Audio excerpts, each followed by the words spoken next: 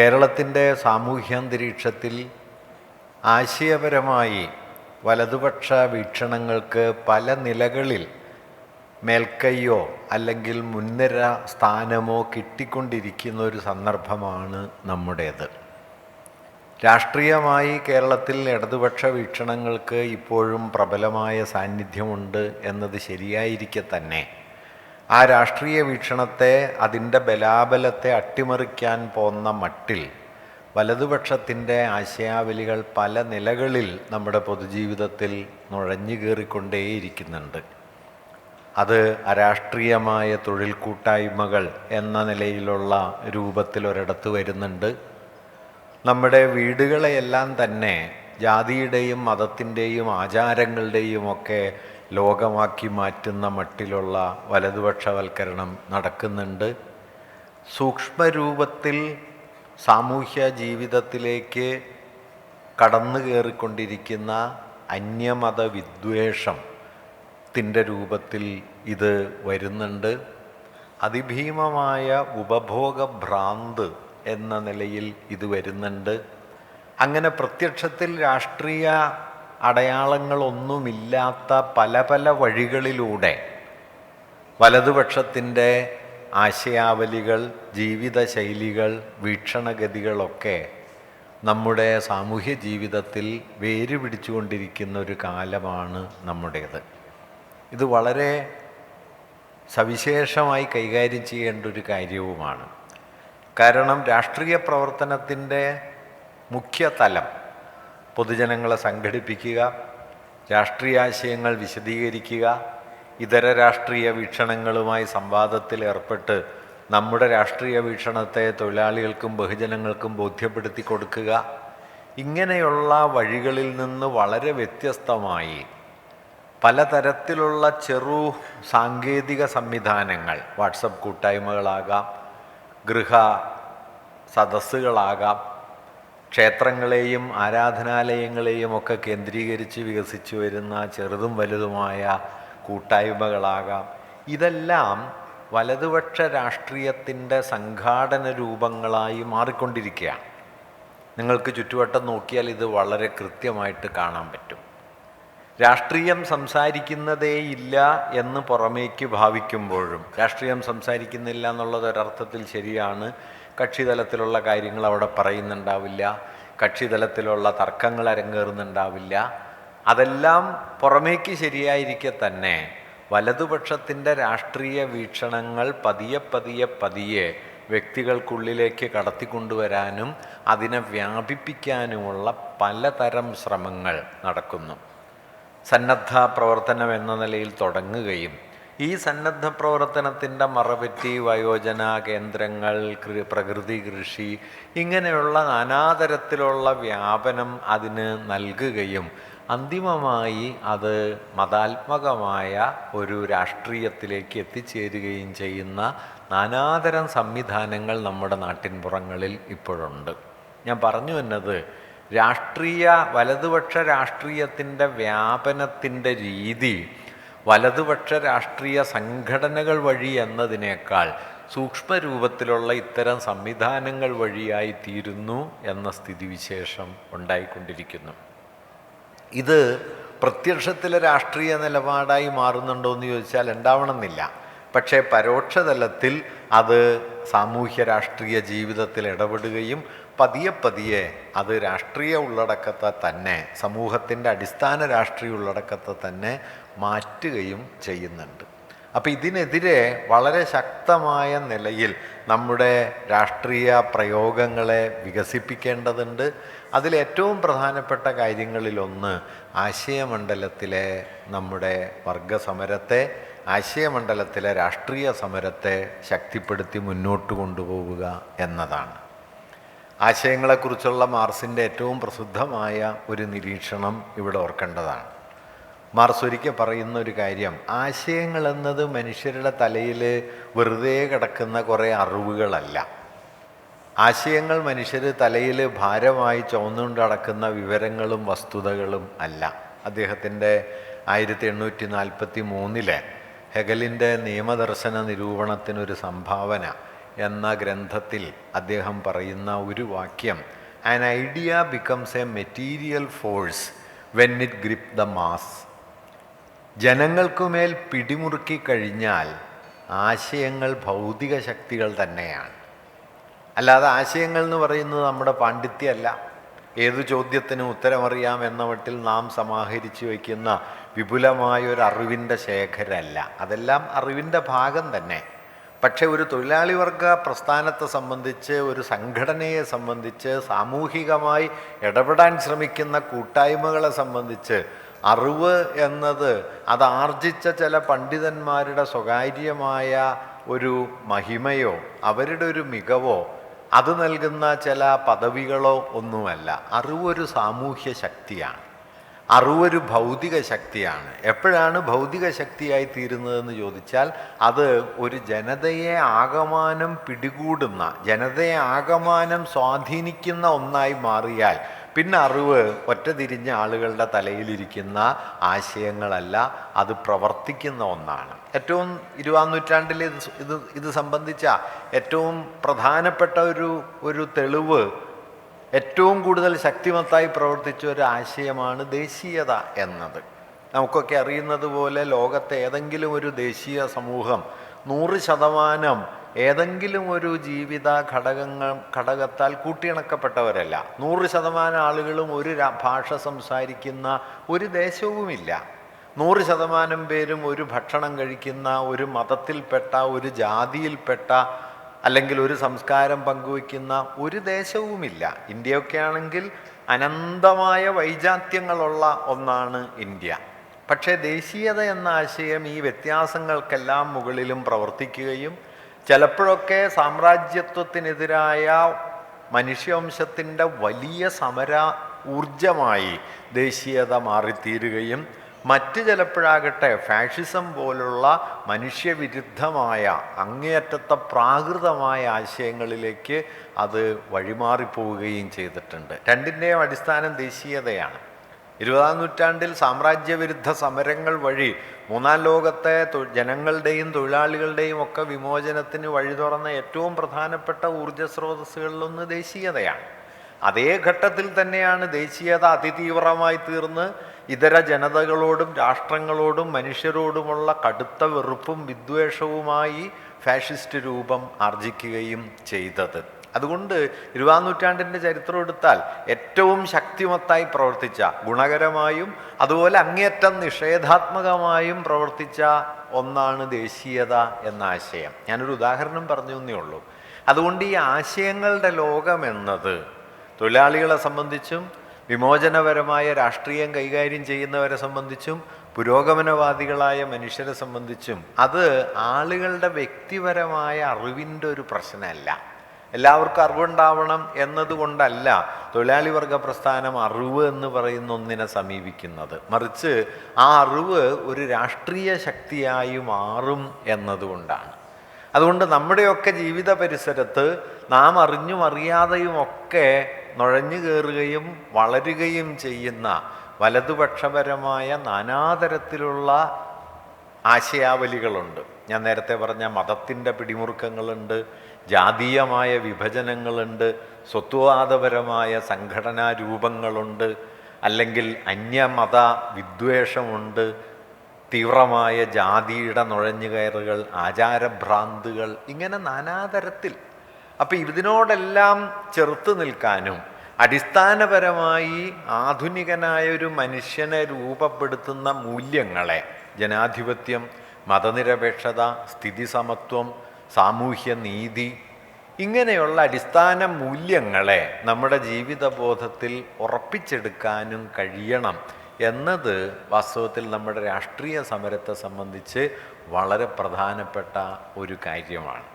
ഒരുപക്ഷെ ഇന്ന് തൊഴിലാളി മേഖലയിലും മറ്റും സംഭവിക്കുന്ന ഒരു പ്രധാനപ്പെട്ട കാര്യം, മുൻകാലങ്ങളുടേത് നിന്ന് വ്യത്യസ്തമായി താരതമ്യേന തൃപ്തികരമായ ഭൗതിക ജീവിത പരിസരങ്ങൾ കൈവന്ന ഒരു വലിയ വിഭാഗം ജനങ്ങളാണ് കേരളത്തിൽ ഇന്ന് വലിയൊരു പങ്ക്. കേരളത്തിലെ ജനസംഖ്യയുടെ ഏതാണ്ട് 40-50% മുകളിൽ മധ്യവർഗത്തിൽ പെടുന്നവരാണ്. ഈ മധ്യവർഗമാകട്ടെ ഭൗതിക ജീവിതാവശ്യങ്ങൾ വലിയൊരളവോളം നിറവേറിക്കഴിഞ്ഞവരുമാണ്. സുരക്ഷിതമായ യാത്രാ സംവിധാനങ്ങളോ ഗതാഗത സംവിധാനങ്ങളോ തൊഴിലന്തരീക്ഷമോ അല്ലെങ്കിൽ പട്ടിണി കൂടാതെ കഴിയാനുള്ള ഭൗതികമായ വരുമാനമോ ഒക്കെ കൈവന്ന ഒരു ഭീമമായ മധ്യവർഗം കേരളത്തിലുണ്ട്. അങ്ങനെ അടിസ്ഥാന ആവശ്യങ്ങൾ ഏറെക്കുറെ നിറവേറ്റപ്പെട്ട് കഴിഞ്ഞു എന്നതുകൊണ്ട് തന്നെ ഈ മധ്യവർഗ ജീവിതത്തിൻ്റെ ഇപ്പോഴത്തെ ആഭിമുഖ്യങ്ങൾ വലിയൊരു പങ്ക് തങ്ങളുടെ സാമൂഹ്യ പദവിയെയും അതിൻ്റെ മഹത്വത്തെയും ഒക്കെ മുൻനിർത്തുന്ന ഒന്നായി മാറിക്കൊണ്ടിരിക്കുന്നും ഉണ്ട്. ഇതിൻ്റെ ഫലമായിട്ട് ജാതീയമായ അഭിമാനബോധം, മതപരമായ ആഭിജാത്യബോധങ്ങൾ ഇതൊക്കെ നമ്മുടെ പൊതുജീവിതത്തിൽ മുമ്പില്ലാത്ത മട്ടിൽ കയറി കയറി വരികയും പലതരത്തിൽ നമ്മുടെയൊക്കെ സമൂഹ ജീവിതത്തെ ഇത് കലുഷമാക്കുകയും ചെയ്യുന്നുണ്ട്. അപ്പം ഇതിനോട് വളരെ ജാഗ്രതയോടെ പ്രതിരോധിച്ച് നിൽക്കാൻ കഴിയുക എന്നത് തൊഴിലാളി വർഗ രാഷ്ട്രീയത്തെ സംബന്ധിച്ച് വളരെ പ്രധാനപ്പെട്ട കാര്യമാണ്.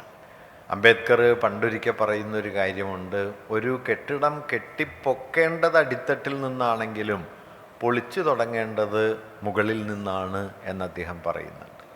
തൊഴിലാളി വർഗ സംഘാടനത്തെയും തൊഴിലാളി വർഗ രാഷ്ട്രീയത്തെയും പൊളിക്കുന്നതിന്, തകർക്കുന്നതിന്, തൊഴിലാളി വർഗത്തിൻ്റെ ആശയബോധത്തെ തകർക്കുക എന്ന വളരെ ആസൂത്രിതമായ ശ്രമങ്ങൾ പല രൂപത്തിൽ നടന്നു വരുന്ന ഒരു കാലമാണ് നമ്മുടേത്. അത് നമ്മുടെ സംഘടിത ബോധത്തെ, സാമൂഹികമായി നാം നടത്തേണ്ട ചെറുത്തുനിൽപ്പുകളെക്കുറിച്ചുള്ള ധാരണയെ ഒക്കെ പല രൂപത്തിൽ കടന്നാക്രമിക്കുന്നുണ്ട് എന്നതും നമ്മൾ മനസ്സിലാക്കണം. ഇതോടൊപ്പം തന്നെ ഒരു കാര്യം കൂടി ഞാനിവിടെ സൂചിപ്പിക്കാൻ ആഗ്രഹിക്കുന്നു. വളരെ വിശദമായിട്ട് ചർച്ച ചെയ്യേണ്ട ഒരു പ്രമേയമാണിത്. നമ്മുടെ ഒരു സമയക്രമീകരണത്തിൻ്റെ ഒരു പ്രയാസം കൊണ്ട് എനിക്ക് 5 മണിക്ക് മറ്റൊരു യോഗത്തിൽ കൂടി സംസാരിക്കണം എന്നുള്ളത് കൊണ്ട് ഈ വിഷയം ആവശ്യപ്പെടുന്ന അത്രയും വിശദമായിട്ട് പറയാനുള്ള ഒരു പ്രയാസമുണ്ട്. എങ്കിലും ഒരു പ്രധാന കാര്യം കൂടി ഞാൻ പറയാനിവിടെ ആഗ്രഹിക്കുന്നു. അത് അറിവ് എന്നതിനെ സംബന്ധിച്ച് അറിവിൻ്റെ മണ്ഡലത്തിൽ മൂലധന ശക്തികൾ നടത്തിക്കൊണ്ടിരിക്കുന്ന ചില തരത്തിലുള്ള അട്ടിമറികളാണ്. അറിവ് എന്ന് പറഞ്ഞു കഴിഞ്ഞാൽ എന്താണ്?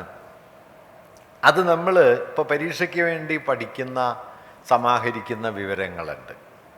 പരീക്ഷയ്ക്ക് വേണ്ടി സമാഹരിക്കുന്ന വിവരങ്ങൾ, ഒരു ക്വിസ് കോമ്പറ്റീഷന് വേണ്ടി നമ്മൾ ആർജിക്കുന്ന വിവരങ്ങൾ, ഇങ്ങനെ നാം ശേഖരിച്ചു വയ്ക്കുന്ന വിവരങ്ങളാണോ ഒരു അറിവിൻ്റെ ശരിയായ രൂപം? അല്ലെങ്കിൽ തൊഴിലാളി വർഗത്തെ സംബന്ധിച്ച് അറിവ് എന്ന് പറയുന്നത് ഇത്തരത്തിലുള്ള വിവരശേഖരണമാണോ? ഇത് വളരെ പ്രധാനപ്പെട്ട ഒരു കാര്യമാണ്. കാരണം നമ്മൾ ഇങ്ങനെ ശേഖരിക്കുന്ന വിവരങ്ങളുടെ സ്വഭാവത്തിലുള്ള ഒരു പ്രത്യേകത എന്താണെന്ന് വെച്ചാൽ, ഞാനത് തെറ്റാണെന്ന് പറയല്ല, ഏത് വിഷയവും മനസ്സിലാക്കണമെങ്കിൽ നമുക്ക് പ്രാഥമികമായ ആ വിഷയത്തെക്കുറിച്ചുള്ള വിവരങ്ങൾ ശേഖരിക്കേണ്ടതുണ്ട്. പക്ഷെ അങ്ങനെ വിവരങ്ങൾ ശേഖരിക്കുമ്പോൾ ഒരു പരിമിതിയുള്ളത്, ഇങ്ങനെ നമ്മൾ ശേഖരിക്കുന്ന വിവരത്തിൽ നമുക്ക് പ്രത്യേകിച്ച് റോളൊന്നുമില്ല. ഇന്ത്യൻ പ്രധാനമന്ത്രി ആരാണെന്ന് ചോദിച്ചാൽ ഒരു പേര്, ഇന്ത്യക്ക് സ്വാതന്ത്ര്യം കിട്ടിയത് എന്നാണെന്ന് ചോദിച്ചു കഴിഞ്ഞാൽ ഒരു ദിവസം, അങ്ങനെ ഓരോ ചോദ്യത്തിനും 1 വാക്കിലോ 2 വാക്കിലോ ഉള്ള ഉത്തരങ്ങൾ. ഇത്തരത്തിലുള്ള വിവരങ്ങളുടെ ഒരു ബൃഹത് സഞ്ചയം, ഒരു ഭീമാകാരമായ ശേഖരം നമ്മുടെ കയ്യിലുണ്ട് എന്നത് തൊഴിലാളി വർഗത്തെ സംബന്ധിച്ച് അതിൽ തന്നെ അറിവായി തീരുന്നില്ല. അത് അറിവിനെ വിവരമാക്കുന്നു, ചിലപ്പോൾ കൗതുകങ്ങളാക്കി മാറ്റുന്നു. വാസ്തവത്തിൽ അറിവ് ഒരു രാഷ്ട്രീയ ഉള്ളടക്കമുള്ളതായി തീരുന്നത് എങ്ങനെയാണ്? അത് ഈ വിവരങ്ങളെ ചേർത്തിണക്കി പുതിയ വിശദീകരണങ്ങൾ, വ്യാഖ്യാനങ്ങൾ, വിമർശനങ്ങൾ രൂപപ്പെടുത്താനുള്ള കെൽപ്പ് നമുക്ക് കൈവരുമ്പോഴാണ്. കഴിഞ്ഞൊരു 1/4 നൂറ്റാണ്ടായിട്ട് ലോക മൂലധന ശക്തികളും അതിൻ്റെ നടത്തിപ്പുകാരായ ഭരണകൂടങ്ങളും ഒക്കെ ചെയ്തുകൊണ്ടിരിക്കുന്ന ഒരു കാര്യം എന്താണെന്ന് വെച്ചാൽ, വിമർശനബോധം, വ്യാഖ്യാനശേഷി എന്നതിൽ നിന്ന് അറിവ് എന്നതിനെ കഴിയുന്നത്ര ചുരുക്കി കൊണ്ടുവരിക. എന്നിട്ട് ഒരു ഭാഗത്ത് വിവരങ്ങളാക്കുക, മറുഭാഗത്ത് സ്കിൽ ഡെവലപ്മെൻറ്റ് എന്ന നിലയിലേക്ക് അതിനെ മാറ്റുക. ചില പണികളൊക്കെ പഠിപ്പിക്കുക, ചില തരത്തിലുള്ള വിവരങ്ങൾ ഉണ്ടാക്കുകയും ചെയ്യുക. അതിനപ്പുറം നിലനിൽക്കുന്ന വ്യവസ്ഥയോട് വിമർശനാത്മകമായി നോക്കിക്കാണാൻ പ്രാപ്തിയുള്ള മനുഷ്യരെ രൂപപ്പെടുത്തുക എന്നത് ഉന്നത വിദ്യാഭ്യാസത്തിൻ്റെ മണ്ഡലത്തിൽ പോലും ഏതാണ്ട് ഇല്ലാണ്ടായിക്കൊണ്ടിരിക്കുകയാണ്. ഉന്നത വിദ്യാഭ്യാസത്തിൻ്റെ മേഖലയിൽ നോക്കിയാൽ പോലും ഇപ്പോൾ പ്രവേശന പരീക്ഷകൾ, ഇപ്പം ഞാനൊരു സർവകലാശാലയിൽ അധ്യാപകനായിട്ട് പ്രവർത്തിക്കുന്ന ആളാണ്. അവിടെ ഗവേഷകർക്ക് തിരഞ്ഞെടുക്കുന്നുണ്ട്. ഗവേഷകരെ തിരഞ്ഞെടുക്കാനായിട്ട് അഖിലേന്ത്യാ തലത്തിലും മറ്റുമൊക്കെ പരീക്ഷകൾ UGCയും മറ്റും നടത്തുന്നുണ്ട്.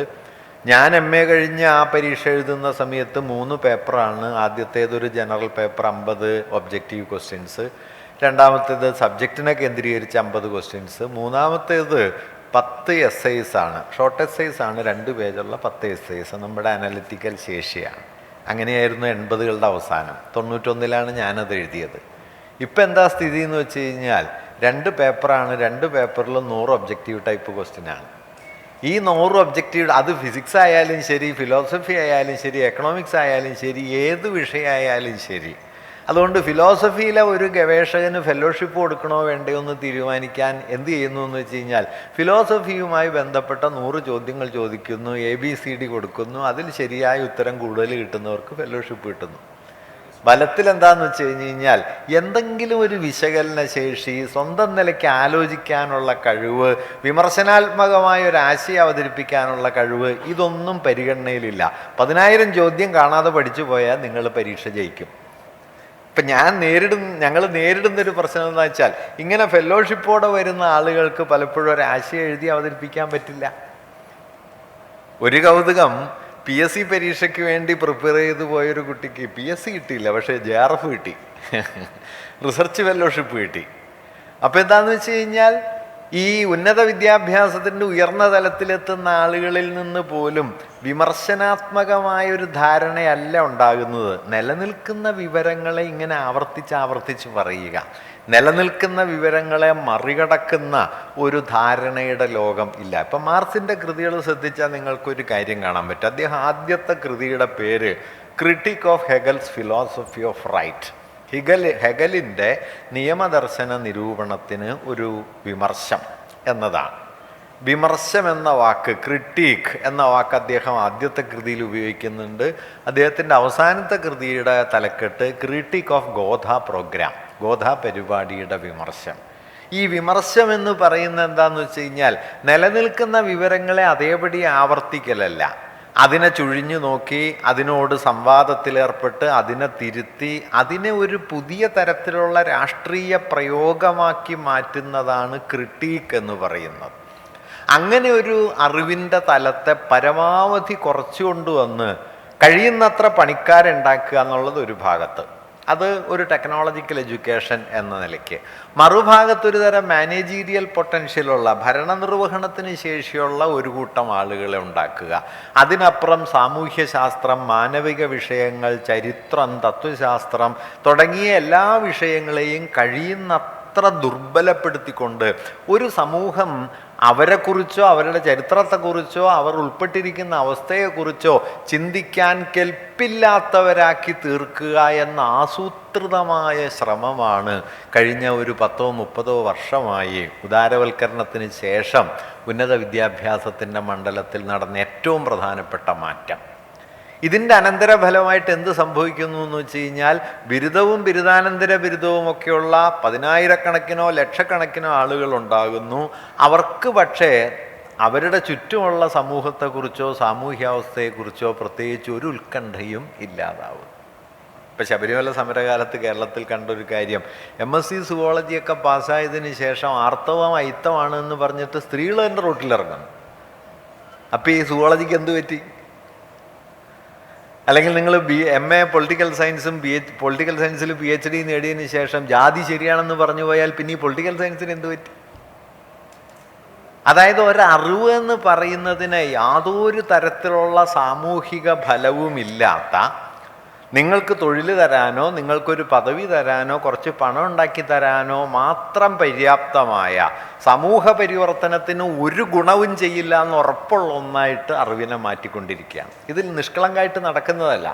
ഇത് വിദ്യാഭ്യാസത്തെ ഒരു വിമോചനപരമായ ഘടകമാക്കില്ല എന്ന, അല്ലെങ്കിൽ വിദ്യാഭ്യാസം വിമോചനപരമായ ഒരു ഘടകമാകരുത് എന്ന മൂലധന ശക്തികളുടെ വളരെ ആസൂത്രിതമായ ശ്രമത്തിൻ്റെ ഭാഗമാണ്.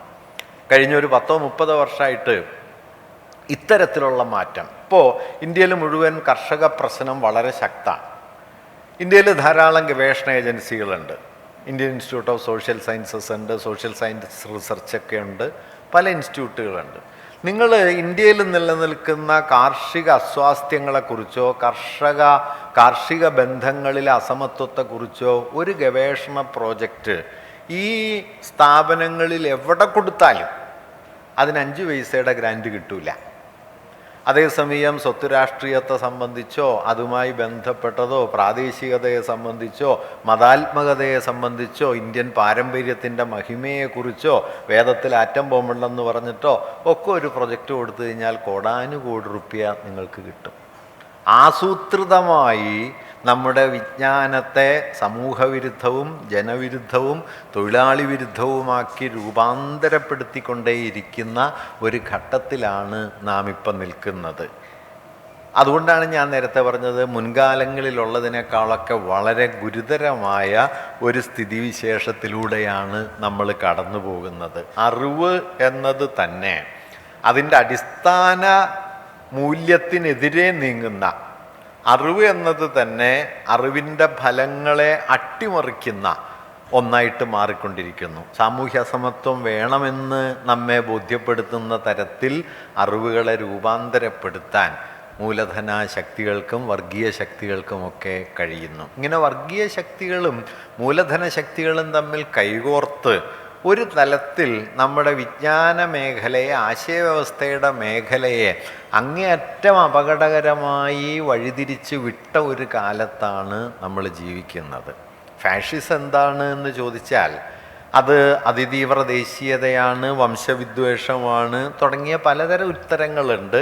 പക്ഷേ ഫാഷിസത്തിൻ്റെ അവതാരകരിൽ പ്രധാനിയായ മുസോളിനി, അദ്ദേഹം ഇത് സംബന്ധിച്ച് തയ്യാറാക്കിയ ഒരു ലേഖനത്തിൽ, ഒരു ലഘുലേഖയിൽ, ഡോക്ട്രിൻസ് ഓഫ് ഫാഷിസം എന്ന അദ്ദേഹത്തിൻ്റെ ആ ലഘുലേഖയിൽ അദ്ദേഹം പറയുന്ന കാര്യം, മൂലധനവും ഭരണകൂടവും തമ്മിലുള്ള സമ്പൂർണ്ണ ഐക്യമാണ് ഫാഷിസം എന്നാണ്. നമ്മൾ ശ്രദ്ധിക്കേണ്ട ഒരു കാര്യമാണ്. ഭരണകൂടം മൂലധന താല്പര്യങ്ങളെ 100% പിന്തുണയ്ക്കുകയും നടപ്പാക്കാൻ ഏറ്റെടുക്കുകയും ചെയ്യുന്നതാണ് ഫാഷിസം എന്നാണ് മുസോളിനി കരുതിയിരുന്നത്. സാധാരണ നിലയിൽ ഒരു ഭരണകൂടത്തിനും മൂലധന താല്പര്യങ്ങളെ അങ്ങനെ 100% പിന്തുണയ്ക്കാൻ പറ്റില്ല. എന്തുകൊണ്ടാണെന്ന് വെച്ച് കഴിഞ്ഞാൽ ജനങ്ങളുടെ അഭിലാഷങ്ങളും ജനങ്ങളുടെ ദൈനംദിന ജീവിത പ്രശ്നങ്ങളും മൂലധനവും തമ്മിൽ ധാരാളം സംഘർഷങ്ങളുണ്ടാവും. അതുകൊണ്ട് ഇതിനിടയിൽ എവിടെയെങ്കിലുമൊക്കെ വെച്ചൊരു ഒത്തുതീർപ്പിൻ്റെ വഴി സ്വീകരിക്കാൻ ഭരണകൂടങ്ങൾ നിർബന്ധിതമായി തീരും. മൂലധന പിന്തുണയുള്ള ഭരണകൂടങ്ങൾ തന്നെ. ഫാഷിസ്റ്റുകൾ എന്ത് ചെയ്യുന്നു വെച്ച് കഴിഞ്ഞാൽ ജനങ്ങൾക്കിടയിൽ രൂപപ്പെടാവുന്ന ഇത്തരത്തിലുള്ള അതൃപ്തികളെ മുഴുവൻ റദ്ദാക്കുന്ന മട്ടിൽ ജനങ്ങളെ മറ്റു പലതുകൊണ്ട് വിഭജിക്കും. അത് മതം കൊണ്ടാവാം, ദേശീയത കൊണ്ടാകാം, ജാതി കൊണ്ടാകാം, വംശീയത ഉണ്ടാകാം, പല ഘടകങ്ങൾ കൊണ്ട് വിഭജിക്കുകയും ഈ വിഭജനത്തെ ആവർത്തിച്ചുറപ്പിക്കാൻ പറ്റിയ മട്ടിൽ നാനാതരത്തിലുള്ള ആശയാവലികളെ രൂപപ്പെടുത്തിയെടുക്കുകയും ചെയ്യും. ഇപ്പം ഹിറ്റ്ലറുടെ കാലത്ത് വംശീയത എന്ന് പറയുന്നത് ഇന്ന് കരുതുന്നത് പോലെയല്ല. ചിലർ ജന്മനാ മികച്ച മനുഷ്യരാണ്, മറ്റ് ചിലർ ജന്മനാ മോശമാണ് എന്ന വംശവിദ്വേഷ സിദ്ധാന്തം ക്ലാസ് മുറികളിലും സമൂഹത്തിലും പഠിപ്പിച്ചിരുന്നു. അതുകൊണ്ട് യഹൂദന്മാരെന്ന് പറയുന്നത് ജന്മനാ തന്നെ ഒരു നീചവർഗമാണ് എന്ന് പഠിപ്പിക്കുന്നു. അങ്ങനെ ഒരു ബോധത്തെ ഉറപ്പിക്കുന്നതോടെ തങ്ങളുടെ സമൂഹത്തിൻ്റെ ഭദ്രതയ്ക്ക് എതിരായ ഒരു വർഗമാണ് യഹൂദരെന്ന ബോധം വരുന്നു. യഹൂദരുമല്ലാത്തവരുമെന്ന വിഭജനം സമൂഹത്തിലെ പ്രധാന കാര്യമായി തീരുന്നു. മറ്റെല്ലാം മറച്ചു വയ്ക്കപ്പെടുന്നു. നമ്മുടെ നാട്ടിൽ മതരാഷ്ട്രീയ ശക്തികൾ ചെയ്യുന്ന കാര്യവും ഇത് തന്നെയാണ്. ഒരു മതത്തിൽപ്പെട്ടവരൽക്കെല്ലാം ഒരേ തരത്തിലുള്ള പ്രശ്നങ്ങളാണ് എന്ന് പറയുക നിശ്ചയമായിട്ടും അല്ല. വിശാല ഹിന്ദു എന്ന് പറയുന്നതോ പാൻ ഇസ്ലാം എന്ന് പറയുന്നതോ ഒക്കെ അങ്ങേയറ്റം വ്യാജമായ ആശയങ്ങളാണ്. സൗദി അറേബ്യയിലെ ഒരു മുസൽമാനും പലസ്തീനിലെ ഒരു മുസ്ലിമും തമ്മിൽ എന്ത് ബന്ധമാണുള്ളത്? അല്ലെങ്കിൽ വടക്കേ മലബാറിലെ അല്ലെങ്കിൽ മലപ്പുറത്തെ ഒരു സാധാരണ മാപ്പിളയും സൗദി അറേബ്യയിലെ സമ്പന്നനായ ഒരു മുസ്ലിമും തമ്മിൽ മതം ഒന്നാണ് എന്ന് പറയാം, ഔപചാരികമായി പറയാം എന്നല്ലാതെ ജീവിതാവസ്ഥകൾ കൊണ്ട് എന്തു ബന്ധമാണുള്ളത്? പലസ്തീനിലെ മുസ്ലിം നിരന്തരമായി സാമ്രാജ്യത്വ അധിനിവേശത്തിൻ്റെ ഇരയായിക്കൊണ്ടിരിക്കെ ആ സാമ്രാജ്യത്വ അധിനിവേശത്തിന് എല്ലാ പിന്തുണയും നൽകിക്കൊണ്ടാണ് സൗദി അറേബ്യ പോലെയുള്ള രാജ്യങ്ങൾ നിലനിൽക്കുന്നത്. ഇത് രണ്ടും ചേർന്ന് ഒരു മതമാണ് എന്ന് പറയുന്നത് ഔപചാരികമായി പറയാന്നല്ലാതെ യാഥാർത്ഥ്യവുമായി ഒരു ബന്ധവും ഇല്ല. ഇത് തന്നെയാണ് വിശാല ഹിന്ദു എന്ന് പറയുമ്പോഴും. ജാതി കൊണ്ട് തട്ടുതിരിക്കപ്പെട്ട, സാമ്പത്തികമായി തട്ടുതിരിക്കപ്പെട്ട, സംസ്കാരത്തിൻ്റെ തട്ടുകളായി തിരിഞ്ഞ അങ്ങേയറ്റം വിഭജിതമായൊരു സമൂഹത്തെ ആകമാനം ചേർത്ത് ഒരു മതം എന്നൊരാശയത്തിലേക്ക് കൊണ്ടുവരികയും ഹിന്ദുത്വം, ഹൈന്ദവത എന്നൊക്കെയുള്ള സങ്കല്പങ്ങൾ അതിലൂടെ ഉയർത്തിക്കൊണ്ടുവരികയും ചെയ്യും. ഇങ്ങനെ ചരിത്രപരവും സാമൂഹികവുമായ യാഥാർത്ഥ്യങ്ങളെക്കുറിച്ചുള്ള തിരിച്ചറിവ് ഇല്ലാതാക്കി സമൂഹങ്ങളെ പലതരത്തിൽ അന്യോന്യം വേർപിരിച്ച് ആ വേർതിരിവിനെ വിദ്വേഷമാക്കി വളർത്തിക്കൊണ്ടാണ് ഫാഷിസ്റ്റുകൾ മൂലധന താല്പര്യങ്ങളെ നിർബാധം നടപ്പിലാക്കുന്നത്. ഇന്ത്യയിൽ നമുക്ക് കാണാം. കഴിഞ്ഞ 10 വർഷക്കാലത്ത് ഇന്ത്യയുടെ ചരിത്രം തൊഴിലാളി വിരുദ്ധമായ, ജനവിരുദ്ധമായ, സ്ത്രീവിരുദ്ധമായ എല്ലാ തരത്തിലുള്ള സാമൂഹിക നീതികൾക്കുമെതിരായ മൂലധനത്തിൻ്റെ ഏറ്റവും ഭീമാകാരമായ കടന്നാക്രമണത്തിൻ്റെ കാലമായിരുന്നു. അത് നിങ്ങൾക്ക് നോക്കിയാൽ കാണാൻ പറ്റും. ഇപ്പോൾ കോവിഡ് സമയത്ത് പ്രതിദിനം 1300 കോടി രൂപ ആസ്തിയിൽ വർധനവുണ്ട് അദാനിക്ക്. ലോകത്തെ മുഴുവൻ ജനങ്ങളും വമ്പിച്ച സാമ്പത്തിക തകർച്ചയിലേക്ക് വീണ സമയത്ത്, ലോകത്തെ എല്ലാ തരത്തിലുള്ള സാമ്പത്തിക ഉൽപ്പാദനവും സ്തംഭിക്കുകയോ ക്ഷീണാവസ്ഥയിലാവുകയോ ചെയ്ത സമയത്ത് അദാനിയുടെ സമ്പത്ത് പ്രതിദിനം 1300 കോടി രൂപയോളം വർദ്ധിക്കുന്ന സ്ഥിതിയുണ്ടായി. ഇങ്ങനെ മൂലധനത്തിൻ്റെ ഒരു വമ്പിച്ച തള്ളിക്കയറ്റവും അത് രാജ്യത്തെ ജനങ്ങളുടെ എല്ലാ അവകാശങ്ങളെയും കവർന്നെടുക്കുകയും ചെയ്യുന്ന ഒരു സ്ഥിതിവിശേഷം ഒരു ഭാഗത്ത് നിലനിൽക്കെ തന്നെയാണ് ഈ രാജ്യത്തെ വർഗീയ വിഭജനം ഏറ്റവും തീവ്രമായത് എന്ന കാര്യവും നമ്മൾ ഓർക്കണം. 2014-നും 2024-നും ഇടയ്ക്കുള്ള ഈ ഒരു പതിറ്റാണ്ട് എന്ന് പറയുന്നത് രണ്ടും ഒരുപോലെ പെരുകിയ കാലമാണ്. വർഗീയമായ വിഭജനം ഈ രാജ്യത്തെ വെട്ടിപ്പിളർക്കുന്ന, പശുമാംസം കഴിച്ചു എന്ന പേരിൽ ആളുകളെ തല്ലിക്കൊല്ലുന്ന, പശുമാംസം കടത്തുകയാണെന്ന് പറഞ്ഞ ആളുകളെ വേട്ടയാടുന്ന, ഒരു മുസ്ലിം പേരുണ്ടെങ്കിൽ നിങ്ങൾ വധിക്കപ്പെടാമെന്ന സ്ഥിതി സംജാതമാകുന്ന ഒരു അന്തരീക്ഷം ഇന്ത്യയിൽ വന്ന അതേ കാലത്താണ് ഇന്ത്യയിലെ കോർപ്പറേറ്റ് മൂലധന ശക്തികൾക്ക് സമ്പൂർണമായൊരു മേൽക്കൈ ഇന്ത്യൻ സമ്പദ് വ്യവസ്ഥയിലും രാഷ്ട്രീയത്തിലും കൈവന്നത് എന്ന കാര്യം നമ്മൾ കാണണം. ഇതാണ് മുസോളിനി പറഞ്ഞ ഒരു സംഗതി.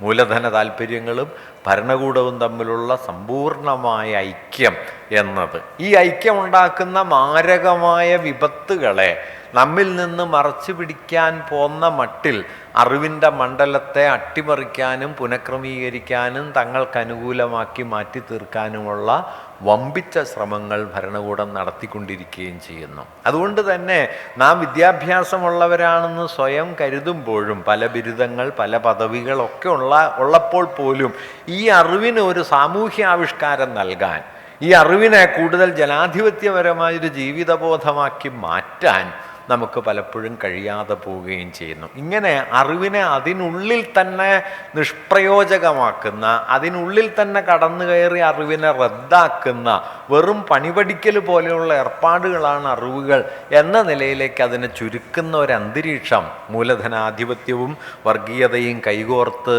ഇന്ന് നമുക്ക് ചുറ്റും രൂപപ്പെടുത്തിയിട്ടുണ്ട്. അതുകൊണ്ട് തന്നെ ആശയമേഖലയിലെ ശക്തിപ്പെടൽ, ആശയമേഖലയിലെ വ്യക്തത വരുത്തൽ, നമ്മുടെ രാഷ്ട്രീയ ബോധ്യങ്ങളെ സുനിശ്ചിതമായി ആവിഷ്കരിക്കാൻ കഴിയുന്ന മട്ടിലുള്ള ആശയപരമായ കൃത്യത കൈവരിക്കൽ എന്നത് മറ്റ് ഏത് സന്ദർഭത്തെക്കാളും ഇന്ന് രാഷ്ട്രീയമായി പ്രാധാന്യമുള്ള ഒന്നായിരിക്കുന്നു. എന്തുകൊണ്ടെന്ന് വെച്ചാൽ ഞാൻ നേരത്തെ തുടക്കത്തിൽ പറഞ്ഞതുപോലെ രാഷ്ട്രീയമായി പ്രത്യക്ഷ മുദ്രകളൊന്നും കാണിക്കാത്ത മണ്ഡലങ്ങളെ കേന്ദ്രീകരിച്ച് വലതുപക്ഷ രാഷ്ട്രീയത്തിൻ്റെ ഭീമാകാരമായ കടന്നാക്രമണം തൊഴിലാളി വർഗത്തെ അടക്കം ശിഥിലമാക്കാൻ ശ്രമിക്കുന്ന ഒരു ഘട്ടത്തിലാണ് നാം ഇപ്പോൾ ഉള്ളത്. അതുകൊണ്ട് തന്നെ ആശയസമരത്തിൻ്റെ വലിയൊരു മേഖല നമ്മുടെ ദൈനംദിന സംഘടനാ പ്രവർത്തനങ്ങളുടെയും സംഘാടനങ്ങളുടെയും ഭാഗമായി ഉയർത്തിക്കൊണ്ടുവരേണ്ടതുണ്ട്.